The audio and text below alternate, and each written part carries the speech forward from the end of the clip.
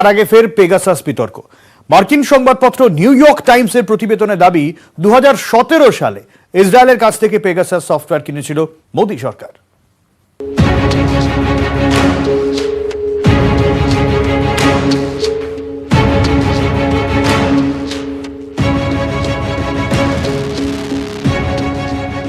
রাজনীতিক থেকে সাংবাদিক, ইসরায়েলি সফটওয়্যার পেগাসাস ব্যবহার করে দেশের একাধিক প্রভাবশালী ফোনে আড়ি পাতার অভিযোগ ওঠে মোদী সরকারের বিরুদ্ধে। এই বিতর্কে এবার ঘি ঢালল মার্কিন সংবাদপত্র নিউ ইয়র্ক টাইমস। সাম্প্রতিক একটি প্রতিবেদনে তাদের দাবি, 2017 সালে ইসরায়েল সফরে যান ভারতের প্রধানমন্ত্রী নরেন্দ্র মোদী। $200 কোটি প্রতিরক্ষা সরঞ্জাম কেনাবেচার চুক্তি সই হয় দুদেশের মধ্যে। এই চুক্তির দুটি মূল উপকরণ ছিল ইসরায়েলি ক্ষেপণাস্ত্র এবং পেগাসাস সফটওয়্যার। এনএসও নামের একটি ইসরায়েলি সংস্থা এই পেগাসাস তৈরি করে, যে সফটওয়্যার মূলত ফোনে আড়ি পাতার কাজে ব্যবহার করা হয়। সাম্প্রতিক অতীতে এই পেগাসাস নিয়ে বারবার উত্তপ্ত হয়েছে জাতীয় রাজনীতি। গত বছর জুলাইয়ে আন্তর্জাতিক সংবাদ মাধ্যমে দাবি করা হয়, ভারতে একাধিক ভিভিআইপির ফোনে আড়ি পাতার কাজে পেগাসাস সফটওয়্যার ব্যবহার করেছে মোদী সরকার। তালিকায় নাম উঠে আসে মমতা বন্দ্যোপাধ্যায় থেকে রাহুল গান্ধী, অভিষেক বন্দ্যোপাধ্যায় থেকে প্রশান্ত কিশোরের। এমনকি প্রাক্তন নির্বাচন কমিশনার অশোক লাভাসার ফোনেও আড়ি পাতা হয় বলে দাবি ওই প্রতিবেদনে। মামলা গড়ায় সুপ্রিম কোর্টেও। বিরোধীদের অভিযোগ, সেখানে কেন্দ্র স্পষ্ট করেনি এই ইসরায়েলি সফটওয়্যার তারা কিনেছে কিনা। প্রতি ক্ষেত্রেই তারা ঢাল করেছে জাতীয় নিরাপত্তাকে। নিউ ইয়র্ক টাইমসের প্রতিবেদন আরও একবার উস্কে দিল সেই পেগাসাস বিতর্ককে। নিউজ 18 বাংলা। পেগাসাসে ফের উত্তপ্ত দেশের রাজনীতি। নিউ ইয়র্ক টাইমসের প্রতিবেদনকে হাতিয়ার করে কোমর বেঁধে আসরে বিরোধীরা, নিশানায় মোদী সরকার।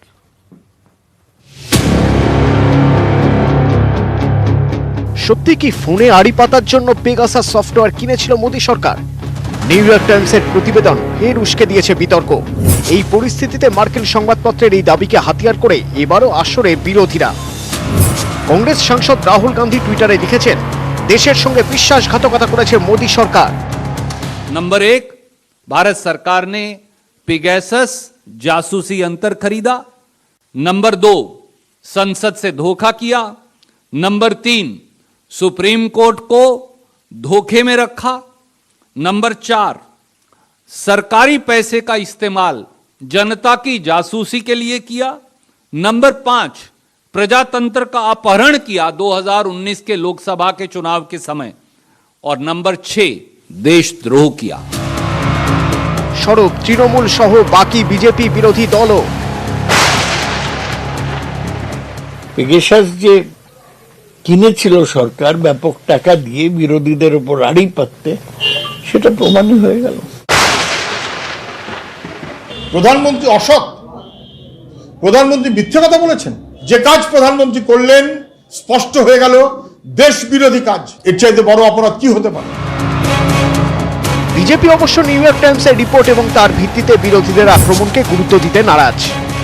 যা ভারতবর্ষের আভ্যন্তরীণ নিরাপত্তাকে বিঘ্নিত করে, সে নিয়ে কোনো মন্তব্য করা উচিত নয়। ও এখন সামনে নির্বাচন আছে 5 রাজ্যে, তার আগে এসব চলবে, তারপরে দেখবেন আবার সব ঠিকঠাক হয়ে এদিক ওদিকে বেড়াতে চলে যাবে।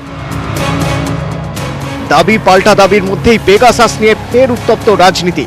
পর্যবেক্ষকদের মতে বিজেপি যাই বলুক, নিউ ইয়র্ক টাইমসের প্রতিবেদন 5 রাজ্যের ভোটের আগে বিরোধীদের হাতে অস্ত্র তুলে দিল। নিউজ 18 বাংলা। গোয়া ইস্তেহার প্রকাশ করল তৃণমূল, পাখির চোখ মহিলা ভোট।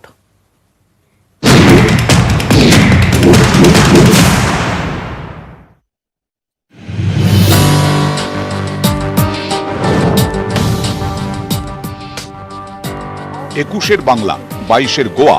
বাংলার মতো গোয়ার বিধানসভা নির্বাচনেও তৃণমূলের নজরে মহিলা ভোট। তৃণমূলের নির্বাচনী ইশতেহারে 10 প্রতিশ্রুতি, যার মধ্যে অন্যতম সরকারি বেসরকারি সব চাকরিতে মহিলাদের জন্য 33% সংরক্ষণ, স্থানীয় প্রশাসনে মহিলাদের জন্য 50% সংরক্ষণ, গৃহলক্ষ্মী প্রকল্পে মহিলাদের মাসে 5,000 টাকা। পরিসংখ্যান অনুযায়ী গোয়ায় মহিলা ভোট প্রায় 50%। পর্যবেক্ষকদের মতে অর্ধেক আকাশের মন যেদিকে, গোয়ায় সরকার তাদেরই। TMC has come up with something concrete to address every interest group, every single interest group, and we hope that the TMC will be accepted by all the Goans on voting day as the only party that walks the talk. তৃণমূলের ইশতেহারে জোর দেওয়া হয়েছে কর্মসংস্থানেও। যুব শক্তি প্রকল্পে পড়ুয়াদের স্বল্প সুদে credit card, কম খরচে গরিবদের জন্য বাড়ি, মৎস্যজীবী ও কৃষকদের জন্য রোজগারের গ্যারান্টি। এদিকে নাম ঘোষণার পরেও তৃণমূলের প্রার্থীপদ থেকে সরে দাঁড়িয়েছেন গোয়ার প্রাক্তন মুখ্যমন্ত্রী লুইজিনহো ফেলেইরো। এ নিয়েও এদিনও তর্কযুদ্ধ অব্যাহত। যারা ভেবেছিলেন যে এরকম বেতো ঘোড়া নিয়ে এসে লড়াই জিতে যাবেন, তারা ভুল প্রমাণিত হয়েছেন। ওনারা তো কত 5,000 টাকা দেবেন বলেছেন, তাও তো কোনো মহিলা আসছে না। বেতো ঘোড়া বলে লুইজিনো ফালিরো সরে যাননি। রাজ্যসভার মেম্বার, তিনি সারা রাজ্যে গোয়াতে প্রচার করবেন, সেই জন্য সরে গিয়েছে। গোয়ায় এক দফায় ভোট 14ই ফেব্রুয়ারি, গণনা 10ই মার্চ। নিউজ 18 বাংলা। গান্ধীজির মৃত্যুবার্ষিকী পালনে বিজেপি কাল দেশ জুড়ে গান্ধীজির মৃত্যুবার্ষিকী পালন করবে বিজেপি। সৌরজ্যোতি রয়েছেন আমাদের সঙ্গে এই মুহূর্তে। সৌরজ্যোতি, গান্ধীজির মৃত্যুবার্ষিকীর দিনে বিশেষ একটা অভিযোগ সংঘের দিকে ওঠে, সেই আবহেই কালকে গান্ধীজির মৃত্যুবার্ষিকী পালন, ঠিক কি কি কর্মসূচি রয়েছে বিজেপি? এমনটাই বিজেপি সূত্রে খবর, সব্যসাচী। যেমনটা জানা যাচ্ছে, আগামীকাল সকাল 11টা নাগাদ দেশ জুড়ে বিজেপির কেন্দ্রীয় নেতৃত্ব এবং অবশ্যই রাজ্য নেতৃত্বগুলি তারা গান্ধীজির প্রয়াণ দিবস পালন করবেন। তুমি দেখেছো সাধারণভাবে নরেন্দ্র মোদী প্রধানমন্ত্রী, তিনি সকাল 11টার সময় তার মন কি বাত অনুষ্ঠান শুরু করেন। এক্ষেত্রে শুধুমাত্র গান্ধীজির প্রয়াণ দিবস তাকে শ্রদ্ধা জ্ঞাপনের জন্যই কিন্তু 8 ঘন্টা পিছিয়ে দেওয়া হয়েছে। তেমন ভাবেই কিন্তু এ রাজ্যেও গান্ধীজির মৃত্যুবার্ষিকী পালন করা হবে। শুধু রাজ্য স্তরে নয়, মন্ডল, প্রতিটি মন্ডল জুড়েই কিন্তু এই গান্ধীজির প্রয়াণ দিবস পালন করা হবে। এবং শুধুমাত্র পশ্চিমবঙ্গ নয়, সারা দেশের প্রতিটি প্রদেশ বিজেপি কিন্তু পালন করছে। তোমরা জানিয়ে রাখি, সামনেই কিন্তু 5টি রাজ্যের নির্বাচন, এবং সেই নির্বাচনে কোথাও গান্ধীজির আবেগ বা গান্ধীজিকে সম্মান দিয়ে কিন্তু একটা রাজনৈতিক ভাবে কিন্তু লাভ ওঠানোর একটা চেষ্টা, এবং কালকেই কিন্তু সেই অনুষ্ঠান শুরু হবে। অনেক ধন্যবাদ সৌরজ্যোতি। বিধাননগরে পুরভোটের প্রচারে গিয়ে বারবার বাধার মুখে দিলীপ ঘোষ। কোভিড বিধি ভাঙার অভিযোগে প্রথমে পথ আটকায় পুলিশ, পরে তৃণমূলের বিক্ষোভের মুখে রাজ্য বিজেপির প্রাক্তন সভাপতি।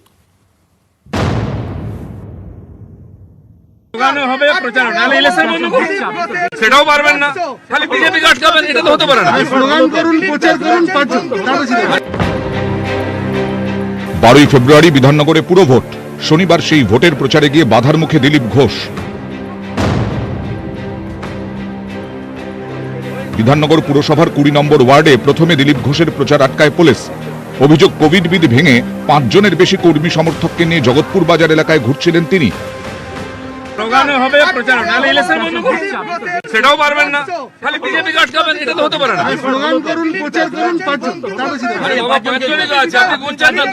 উদ্দেশ্য এটাই যে বিজেপিকে তো রাজনৈতিক ভাবে আটকানো যাবে না, তো পুলিশ দিয়ে, প্রশাসন দিয়ে আটকানোর চেষ্টা চলছে। তাই তাদেরকে বলে দেওয়া হয়েছে দিলীপ ঘোষকে ছাড়বেন না। কোর্ট বলেছেন নির্বাচন হবে, তারা যে বিধি বেঁধে দিয়েছেন সেই বিধি মেনে আমরা প্রচার করছি। বিরোধীরা তো প্রচার করছে, এই তো দেখুন না, বিজেপি পোস্টার, সিপিএম এর প্রচার। আমরা তো বিরোধীদের সবাই, ইলেকশন আমাদের এলাকায় সবাই পরিচিত লোকজন, তার মতো করে সবাই প্রচার করছে। কোন নেতা প্রশাসনের ব্যাপার এটা আমরা জানি না। 20 নম্বরের পর 21 নম্বর ওয়ার্ডেও বাধার মুখে দিলীপ ঘোষ। এবার তৃণমূল সমর্থকদের বিক্ষোভ।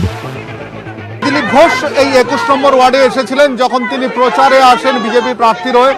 সেই সময় কিন্তু এখানে দেখা গেছিল বেশ কিছু তৃণমূল কর্মী সমর্থকরা তারা পতাকা নিয়ে রীতিমতো স্লোগান দিচ্ছে। এই মুহূর্তে কিন্তু সমস্ত যারা রয়েছেন তারা প্রত্যেকেই কিন্তু তৃণমূলের কর্মী সমর্থক। তাদের প্রত্যেকের দাবি যে এলাকায় দিলীপ ঘোষ আসার পর এখানে অশান্তি ছড়ানোর সম্ভাবনা রয়েছে। আমি শুনেছি দিলীপ ঘোষ এসছিলেন, আসতেই পারেন। বিরোধীরা এসছে, গণতান্ত্রিক অধিকার প্রত্যেকের আছে ভোটে দাঁড়াবার। তারা আমার বিরুদ্ধে ভোটে দাঁড়িয়েছে। তবে আমি এটুকু বলতে পারি, আমি ধর্তব্যের মধ্যে আনি না। এর আগে আসানসোলেও দিলীপ ঘোষের প্রচার ঘিরে গন্ডগোল বাধে। যাওয়া যাবে না, যাওয়া যাবে না। 144 দ্বারা আছে নাকি? 5 জনের বেশি আছে, বসে পড়বো ভালোভাবে, এটা আপনার সম্মান বাড়বে। আসানসোলের পর এবার বিধাননগরে দিলীপ ঘোষকে বাধা। পুরো ভোটের পারদ চড়ছে। নিউজ 18 বাংলা। ফের মুখ্য সচিবকে তলব রাজ্যপালের। 7ই জানুয়ারি শুভেন্দুকে নেতাইয়ে যেতে বাধা পুলিশের। সোমবার সকালে মুখ্য সচিবকে তলব রাজ্যপালের। রাজ্যপাল ও শুভেন্দু কে কার মুখপাত্র বোঝা মুশকিল, বিজেপির তাবেদারি করতে এসেছেন ধানকার। কটাক্ষ ফেরহাদ হাকিমের। কে কার মুখপত্র বয়ে যাচ্ছে না, শুভেন্দুর মুখপত্র রাজ্যপাল না রাজ্যপালের মুখপত্র শুভেন্দু? রাজ্যপালের কাজ ঝগড়া করা না, রাজ্যপালের কাজ হচ্ছে মধ্যস্থতা করা। আর এখানে রাজ্যপাল হচ্ছে যে একদম সেই কিছু কিছু আমাদের মাসি থাকে না, কোমর বেঁধে ঝেঁটা নিয়ে ঝগড়া করে রাস্তায় নামিয়ে, রাজ্যপাল এখন ওই ওই ওই পর্যায়ে নেমে গেছে, নিজেকে ওই পর্যায়ে নামিয়ে দিয়েছে। রাজ্যপাল হচ্ছে আমাদের অপোজিশন পার্টি অর্থাৎ বিজেপির মুখপত্র, বিজেপির তাবেদারি করবার জন্য এসছে। এখানে তার নিজের কোনো ডিগনিটি নেই, নিজের কোনো অস্তিত্ব নেই। আর বাংলার মানুষ কে রাজ্যপাল খায় না, মাথায় দেয়, কেউ এটা নিয়ে, কেউ ওনাকে নিয়ে কেউ ভাবেও না। সাংবিধানিক দায়িত্ব পালন করছেন রাজ্যপাল, প্রতিক্রিয়া শ্রমিক ভট্টাচার্যের। রাজ্যপাল এখানে সংবিধানের রক্ষাকর্তা, সংবিধানের কাস্টোডিয়ান তিনি। সংবিধান দেশের প্রত্যেক নাগরিককে এই অধিকার দিয়েছে দেশের সর্বত্র পৌঁছানোর জন্য, যাবার জন্য। তা যেখানে বিরোধী দলনেতা বিধানসভার মধ্যে যার মর্যাদা মুখ্যমন্ত্রীর সমতুল্য, তিনি যদি পশ্চিমবঙ্গের সর্বত্র না যেতে পারেন, এখানে তো সাংবিধানিক অধিকার লঙ্ঘিত হচ্ছে। তো যিনি সংবিধানের রক্ষাকর্তা, তার তো দায়িত্ব এটা যে সাংবিধানিক মর্যাদা বা সাংবিধানিক যে অধিকার মানুষকে দিয়েছে, সেই অধিকার সে পালন করতে পারছে কিনা, সেই অধিকারটা সে এক্সারসাইজ করতে পারছে কিনা। তো সেখানে বিঘ্নিত হয়েছে, রাজ্যপাল চিঠি দিয়েছেন। বঙ্গে এবার বিজেপির অস্ত্র মরিচঝাঁপি। মরিচঝাঁপিতে মৃতদের শ্রদ্ধা জানাতে সোমবার সুন্দরবন যাচ্ছে বিজেপির তপশিলি মোর্চা, আর রাজ্য জুড়ে মৌন প্রতিবাদ।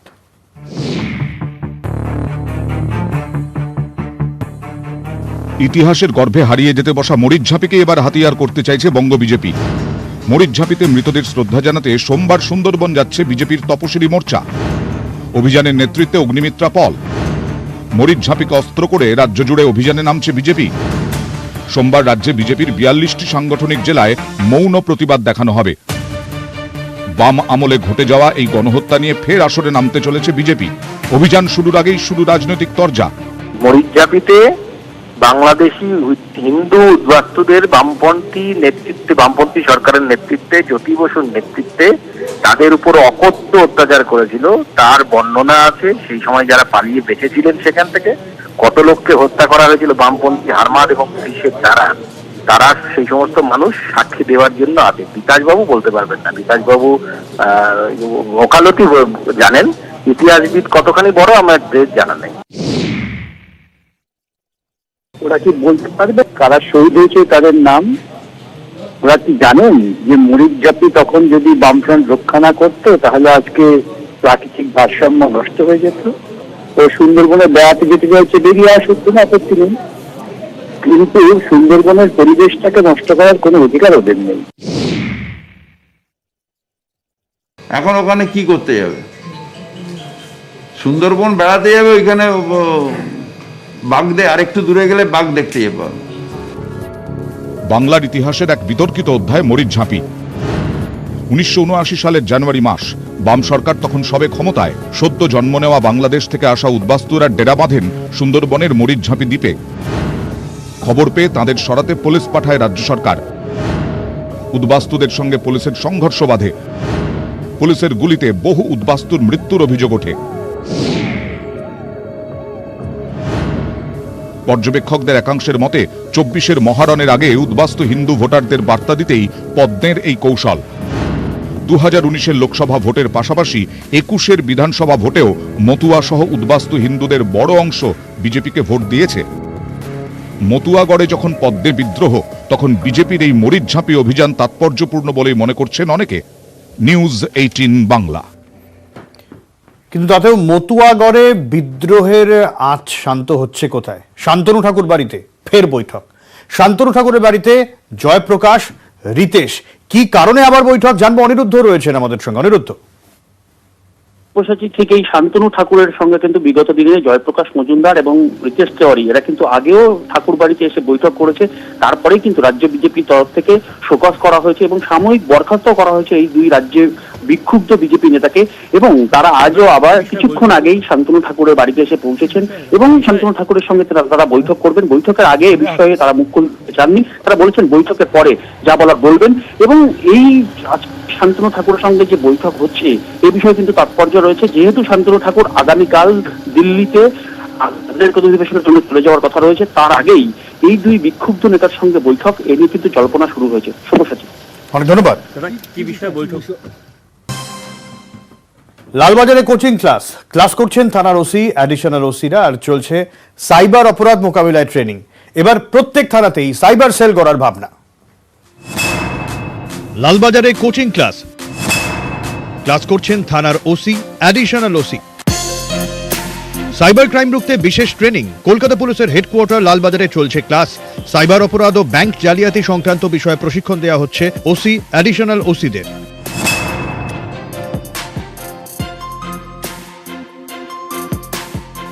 এটিএম প্রতারণা থেকে ব্যাংক জালিয়াতি কিংবা তথ্য লোপাট, সাইবার অপরাধ দিন দিন বাড়ছে।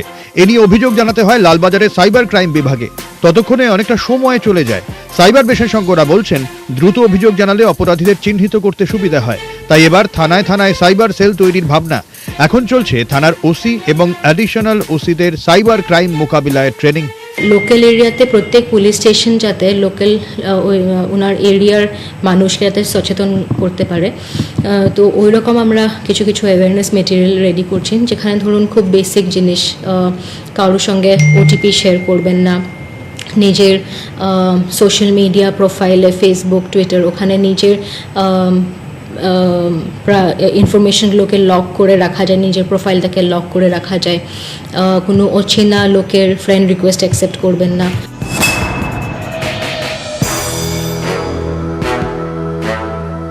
কলকাতার পুলিশ কমিশনার বিনীত গোয়েলের নির্দেশ মেনেই লালবাজারে চলছে সাইবার ট্রেনিং। প্রশিক্ষণ পর্ব মিটলে প্রতি থানাতেই তৈরি হবে সাইবার সেল। সাইবার অপরাধের তদন্তে গতি আনতে ইতিমধ্যেই লালবাজারের 9টি ডিভিশনে তৈরি হয়েছে সাইবার ল্যাব।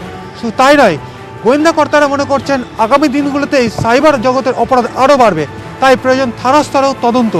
এই কারণেই বিভিন্ন এক্সপার্টকে দিয়ে থানার যারা পুলিশ কর্মী রয়েছে, অর্থাৎ সাব ইন্সপেক্টর, এএসআই যারা রয়েছেন, তাদেরকেও আগামী দিনে প্রশিক্ষণ দেবে লালবাজার। ক্যামেরা সুব্রতের সঙ্গে অমিত, নিউজ 18 বাংলা, কলকাতা।